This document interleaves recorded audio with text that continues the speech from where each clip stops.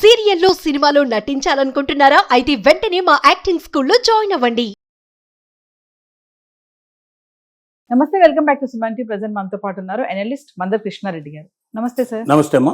Sir, బంగారం విషయానికి వస్తే మన భారతీయులు ముఖ్యంగా అంటే నగలు కొనడం కంటే దాచుకోవడం ఎక్కువైపోయిందంట. అంటే వరల్డ్ గోల్డ్ కౌన్సిల్ గణాంకాల ప్రకారం చూసుకుంటే మన భారతీయుల దగ్గర ఉన్నటువంటి బంగారం, మనం చాలా వీడియోలో మాట్లాడుకున్నాం, మన దగ్గర ఉన్నటువంటి గోల్డ్ ఇంకెక్కడా లేదు ప్రపంచ దేశాల్లో అనేసి. మరి ఒక్కసారి మరి WGC చెప్తున్నటువంటి ఆ గణాంకాలు ఏంటి ఒకసారి? ప్రపంచ దేశాలన్నీ కూడా ఈ సంవత్సరం లెక్క తీసుకుంటే 2026 లెక్క తీసుకున్నట్టయితే 2025లో ఉన్న రేట్లకి 2026లో ఉన్న రేట్లకి డిఫరెన్స్ చూసినట్టయితే ఆల్మోస్ట్ ఆల్ 80% డిఫరెన్స్ వచ్చింది బిగినింగ్లో. మళ్ళీ కొంత తగ్గింది ఇప్పుడు, కానీ బిగినింగ్లో 80% డిఫరెన్స్ దాకా వచ్చింది.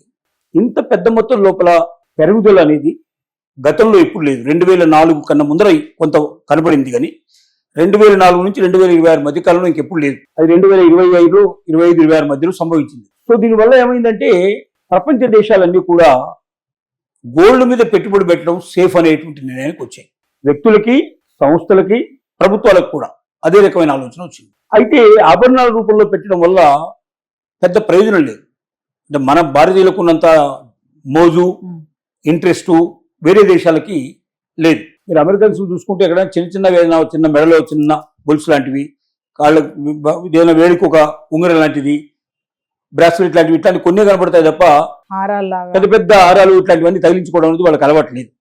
మన వాళ్ళకి ఎంత పెద్ద దొరికితే అంత సంతోషపడేటువంటి పరిస్థితులు మన వాళ్ళు ఉన్నారు. అంటే ఇక్కడ భారతీయులు పెరిగిన విధానం అది, ఈ సంస్కృతి ఇట్లాంటిది. ఇప్పుడు అన్ని దేశాల వాళ్ళు కూడా బంగారం అనేది ఒక పెద్ద సంపద కింద లెక్కేస్తున్నారు. ఈ బంగారం ఇంకా ఒక రేటు పెరిగేదేదని తగ్గదు. ఎందుకంటే బంగారం విరివిగా దొరికే పరిస్థితి లేదు మార్కెట్ లోపల. ఒక గనిని కొత్తగా కనిపెట్టి ఆ గనిలోంచి ముడి పదార్థాన్ని తీసి దాన్ని మొత్తం మాడిఫై చేసి ఇప్పుడు మనం వాడుకునేటువంటి ఆభరణాల రూపంలో తీసుకురావాలంటే సుమారు 10 ఏళ్ళు టైం పట్టే అవకాశం ఉంది. అంటే ఇవాళ ఒకవేళ కొత్త గనిని ఏదైనా కనిపెట్టినా ఈ బంగారం బయటకు వచ్చి ప్రజలకు అవైలబిలిటీగా షేప్లో, ఇప్పుడు ఉన్నటువంటి షేప్లో దొరకాలి అంటే 10 ఏళ్ల సమయం తీసుకుంటుంది. కానీ ఇక్కడ డిమాండ్ ఇమీడియట్గా కావాలన్న డిమాండ్ను మనం అది నెరవేర్చే అవకాశం ఉండదు. కాబట్టి రోజు రోజుకు డిమాండ్ పెరుగుతుంది. కాబట్టి ఈ రూపంలో బంగారం రూపంలో దాచుకుంటే మనకు ఎక్కువ ప్రయోజనం కలుగుతుందనే ఆలోచన వ్యక్తులు చేస్తున్నారు, సంస్థలు చేస్తున్నాయి, దేశాలు కూడా చేస్తున్నాయి. దానివల్ల ప్రపంచ గోల్డ్ ట్రేడ్ సెంటర్స్ ఏవైతే ఉన్నాయో వాళ్ళు చెప్పేటువంటి మాటలు కూడా ఏమిటంటే గతంలో ఎప్పుడో 2004 కన్నా ముందర ఉన్నటువంటి, అది ఒక సంవత్సరంలో మాత్రమే పెరిగి ఆగిపోయినటువంటి అంత హైయెస్ట్ పీక్ రేట్లు మళ్ళీ 2025, 2026లో వచ్చాయి.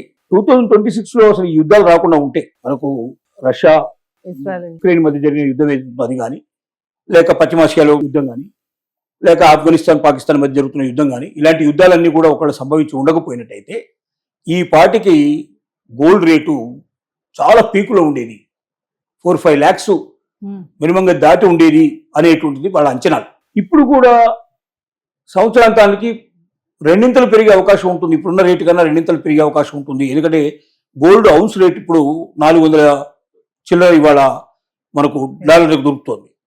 800 చిల్లర డాలర్లకి దొరికే అవకాశం త్వరలోనే ఉంది అనేది వాళ్ళ యొక్క ఆలోచన, వాళ్ళకున్న గణాంకాలు చెప్తున్నాయి. కాబట్టి ఇంత పెద్ద ఎత్తున రేట్లు పెరిగే అవకాశం ఉన్నటువంటి బంగారాన్ని ఎంత నిల్వ చేసుకుంటా మంచిదనే ఉద్దేశంతో కొనుగోళ్లు ఎక్కువ పెంచారు. ఆల్మోస్ట్ 40% రేట్లు ఈ మధ్యకాలం లోపల పెరుగుదల సంభవించింది పర్చేజెస్ లో చూస్తే. అంటే ఒకవైపున యుద్ధాలు సంభవిస్తున్నా, యుద్ధాలు నడుస్తూనే ఉన్నాయి, అయినప్పటికీ పర్చేజెస్ ఆగటం లేదు. రేటు చాలా ఎక్కువ పెరిగింది కదా, చాలా మంది కొనరేమో అని అనుకుంటున్నాము, కానీ విపరీతంగా కొంటున్నారు. ఎట్లా కొంటున్నారు? ఆభరణాల రూపంలో కొంటలేదు, డిజిటల్ రూపంలో కొంటున్నారు. అంటే మన పేరు మీద అకౌంట్ ఓపెన్ అవుతుంది, ఆ అకౌంట్లో మనం డబ్బులు వేస్తాం, ఆ డబ్బులకి ఎంత విలువ అయితే బంగారం ఉంటుందో అంత బంగారం వాళ్ళు కొని పెడతారు. మన దగ్గర ఎప్పుడెప్పుడు ఎంత ఉందో అంత వేయచ్చు. వాళ్ళు ఆ రోజున మనం డబ్బులు ఎంత పెట్టామో చూసి ఆ డబ్బులు విలువైన బంగారాన్ని మన పేరు మీద బుక్ చేసి పెట్టి ఉంచుతారు. మనం ఓవర్ పీరియడ్ ఈ సంవత్సరం 2 సంవత్సరాలు మనకి ఎంతో టైం కావచ్చు తీసుకొని ఎప్పుడైతే మనకు బాగా అవసరాలు ఉంటాయో అప్పుడు మనం తీసుకునేటప్పుడు చూస్తే ఈ మొత్తం బంగారానికి ఎంత రేటు పెరిగిందో ఆ రేటు ప్రకారంగా ఆ రోజున రేటుకి మనం పెట్టిన రోజులకు మధ్యలో ఉన్న డిఫరెన్స్ ఎంత ఉందో అంత కూడా పెంచి మనకు టోటల్గా ఇచ్చేస్తాం. ఒకవేళ తగ్గిపోతే ఆటోమేటిక్గా తగ్గడానికి కూడా పాసిబిలిటీస్ ఉంటాయి. కానీ తగ్గే అవకాశాలు మనకి ఏం కనబడలేదు. తగ్గిన ఓన్లీ టెంపరీగా 1 or 2 months మాత్రమే తగ్గుతున్నాయి తప్ప డేసే ఒక 4-5 రోజుల్లో మళ్ళీ పెరుగుదల కనబడుతుంది, 4-5 రోజుల్లో తగ్గుదల కనబడుతుంది. ఈ లెక్కన బంగారం రేటు విపరీతంగా పెరుగుతుంది మార్కెట్ లోపల. ఈ సంవత్సరాంతానికి చాలా పెద్ద ఎత్తున పెరిగే అవకాశం ఉంది. 2 రేటు పెరిగినా ఆశ్చర్యపడాల్సిన అవసరం లేదు అనేది ప్రపంచ నిపుణులు చెప్తున్నటువంటి ఆలోచన. దీనికి తోడుగా ట్రెండ్ అలాగే కనబడుతుంది. బంగారం రేటు ఇంత పెరిగినా కూడా కొనుగోళ్లు ఆగలేదు. 40% కొనుగోళ్లు పెరిగాయి, ఇంకా రేటు ఎక్కువ పెరిగాయంటే, అధికంగా వచ్చాయంటే జనం పెరిగిన రేట్లలో కూడా కొనడానికి సిద్ధపడే వాళ్ళు చాలా మంది ఉన్నారు, పెద్ద ఎత్తున కొంటున్నారు. ఈ పెద్ద ఎత్తున కొనేటువంటి పరిస్థితి ఇంకా ఇలాగే కంటిన్యూ అయినట్టయితే తప్పనిసరిగా రేట్లు బాగా పెరుగుదల ఉంటుంది. ఈ టెంపరీగా ఏదో తగ్గిపోయాయని బాధపడే వాళ్ళు చాలా మంది ఏదైనా అవసరం ఉండి ఇప్పుడే అమ్మేసుకుందాం, అనవసరంగా తగ్గుతున్నాయి కదా ఇంకా తగ్గిపోతాయని భయపడి అమ్మేటి వాళ్ళు ఉన్నారు. వీళ్ళందరూ బాధపడి నిరాశపడేటువంటి పరిస్థితులు సంవత్సరం చివరి దాకా వెయిట్ చేస్తే మాత్రం ఉంటాయనేది వాళ్ళ యొక్క ఊచన. అందుకే సంస్థలు కానీ లేకపోతే వ్యక్తులు కానీ ప్రభుత్వాలు కానీ బంగారాన్ని ఎక్కువ కొనడానికి ప్రయత్నం చేస్తున్నాయి. భవిష్యత్తులో ఇంకా కొంటారు, ఇంకా రేట్లు పెరుగుతాయి కానీ తగ్గవు. కాబట్టి బంగారం ఇప్పుడున్న నిల్వలు ఎవరైనా ఉంటే ఉంచుకోవడం మంచిది తప్ప అమ్ముకోవడం మంచిది కాదు. కొత్తగా కొనదలుచుకుంటే ఇది రైట్ టైము. తక్కువ రేట్లు ఇప్పుడు నడుస్తున్నాయి కాబట్టి ఇప్పుడు కొనిపెట్టుకుంటే తర్వాత మాత్రం బాగా పెరిగే అవకాశాలు ఉన్నాయి. ఈ వైపున మనం ప్రయాణం చేస్తే మంచిదనేటువంటి ఆలోచన ప్రపంచ నిపుణులు చెప్తున్నటువంటి అభిప్రాయాన్ని మనం వెలిపిస్తున్నాం. Thank you sir.